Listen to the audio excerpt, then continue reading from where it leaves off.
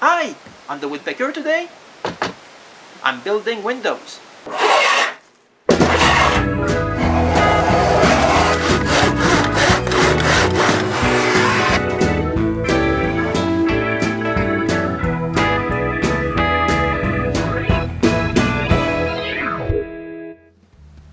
I spent the last 18 days at my cottage.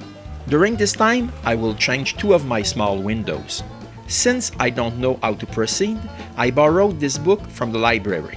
It's highly recommended for building windows, and not only how to install them.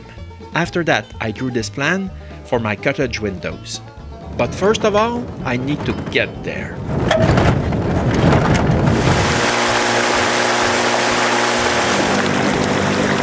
Each year before going to the cottage, we make a stop at the big flea market in my wife's native town. This is a really good place to find some real treasures.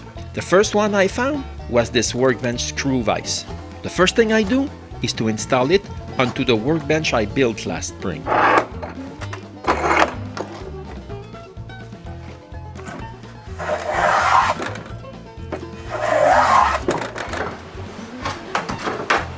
But before starting the windows, I remove the actual windows molding and recheck their dimensions. After comparing them to my plan, I can begin the construction of my windows. I start by firing up the generator and rip the boards to their width. But whoa! The boards are planed!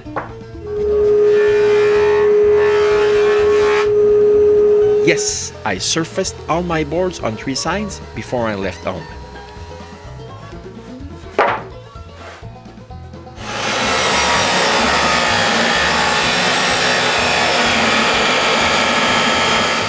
I start by the piece I think will be the most difficult to make, the window sill.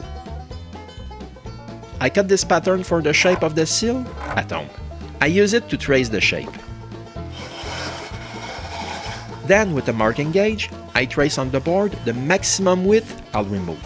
I brought my electric plane just for that.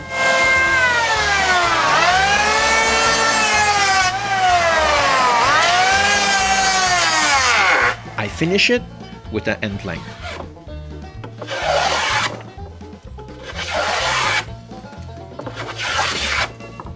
Now I need to remove the wood under the sill. I start by making a cut at 10 degrees.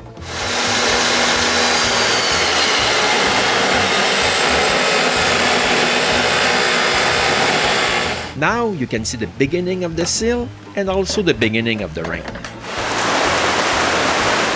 A couple of minutes later, it was raining cats and dogs. Look at the glass I forgot outside. 24 hours later, it was filled with 1.5 inches of water. I continue working on the sill by removing wood with a rabbet plane and finish it all with a jack plane. When the shape of the sill is finished, I cut a notch on both sides, the width of the window sides.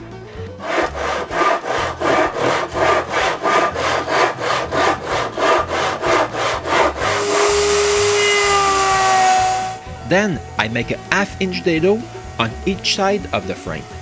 By the way, I'm really keeping this small router table at my cottage. See how useful it is. Now I cut both sides to the right length. This is my second treasure I bought at the flea market. I must say this is the best $65 I spent in a while. Then I cut the top of the frame and make a rabbet at both ends.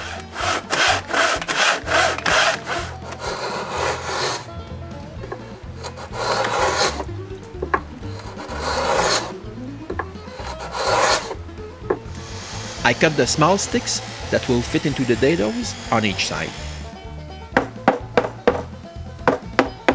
After gluing and screwing them in place, I mark where they should be cut and cut them.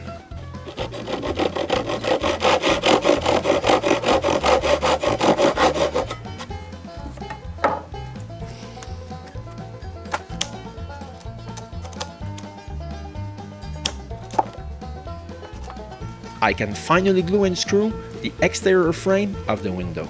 I let this dry overnight.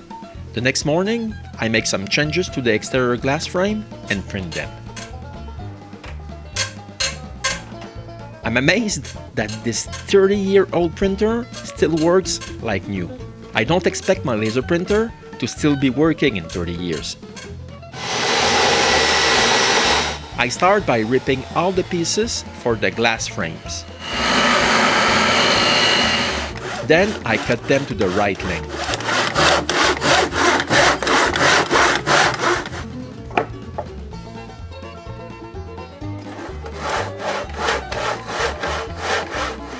I mark the placement of the domino mortises and make them.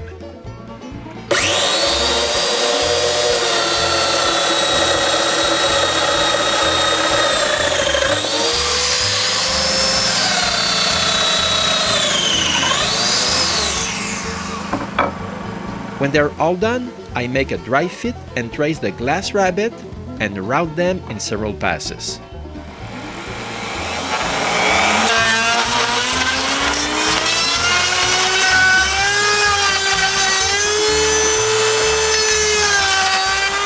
Then I glue both frames.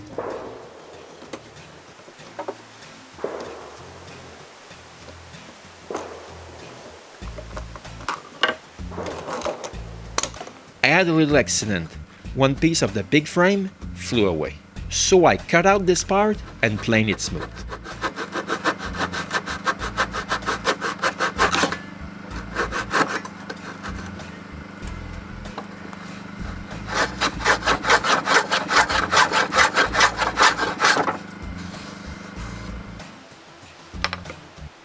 Then I glue and screw a piece of scrap in its place. Glue the rest of the frame and leave both frames to dry overnight.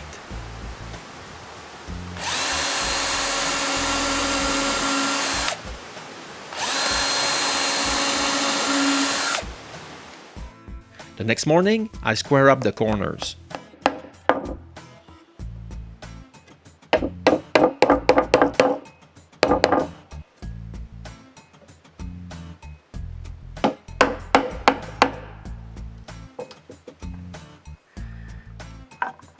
I remove the screws on the damaged part and plane it flush to the frame.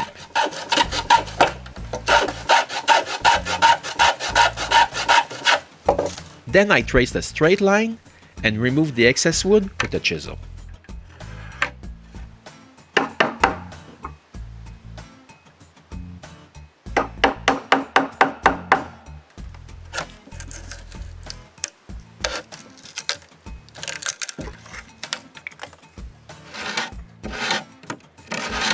When I'm finished, it's almost impossible to find my mistake.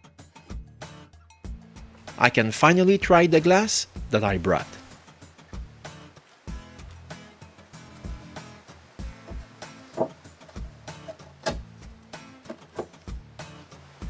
After making sure they fit well, I plane the bottom at 10 degrees for the exterior glass frame.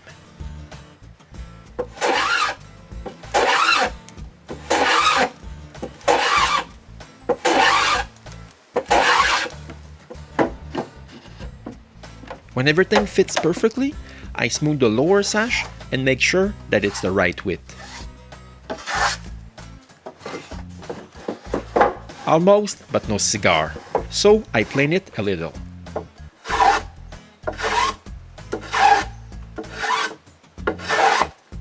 When it's done, I cut and make the glass retaining moldings.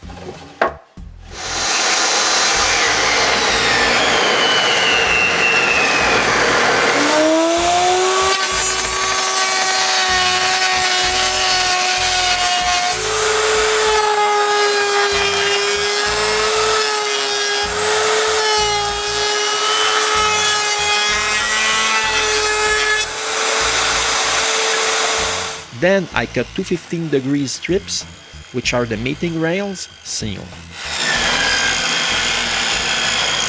I screw one to the lower sash.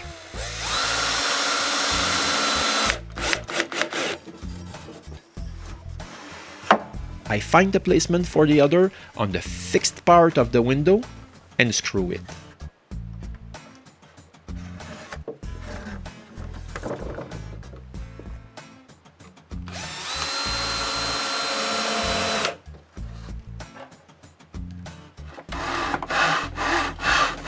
Now I can cut the glasses moldings.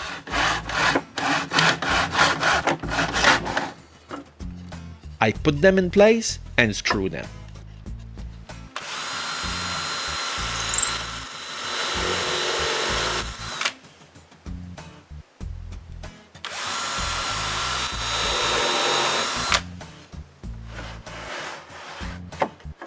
The top fixed glass will only be held by quarter-round moldings.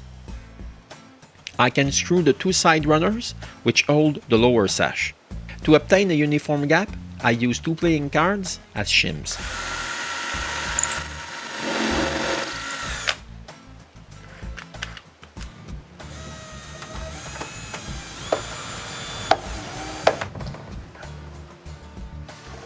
A little test to see if this works. Since it's working well, I can plane the excess wood of the runners flush to the window frame.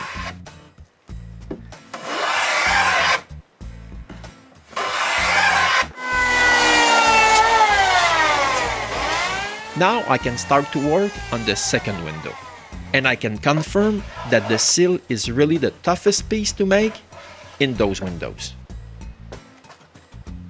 When both windows are finished, I apply 3 coats of finish on every pieces. Here you can see everything drying after the first coat. To have a change of scenery, like I do almost every year, and before installing the windows, I mix concrete. Now I can finally install those windows. I start by removing the existing window frame and the old window itself.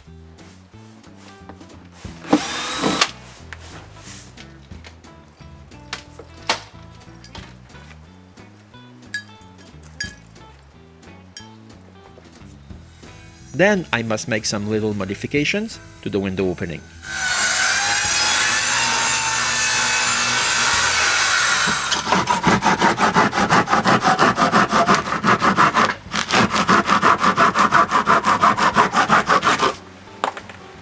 Then the frame is installed and screwed in place.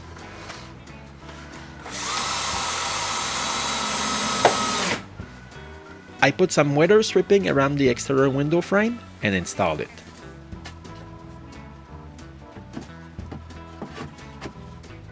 Then a little insulation around the frame and I can install the top fixed glass. The glass is kept in place by nailed quarter rounds.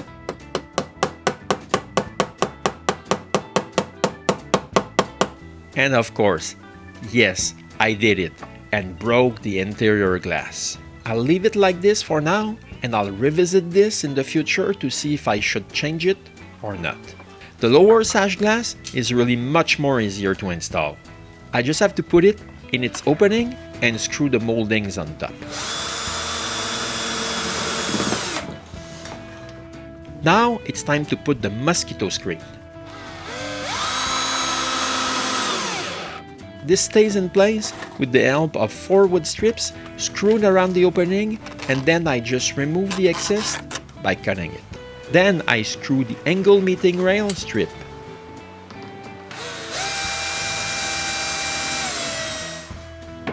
It's time now to install the lower sash window by screwing the runners on each side of the frame. The lifting handles and the window locks are then screwed to the sash. To mark the placement of the locking holes, I hit the lock with a hammer and I use the dent this made as a hole guide. Now the window can stay open at different height. Last thing to do is to reinstall the window moldings and I put some wax inside the runner.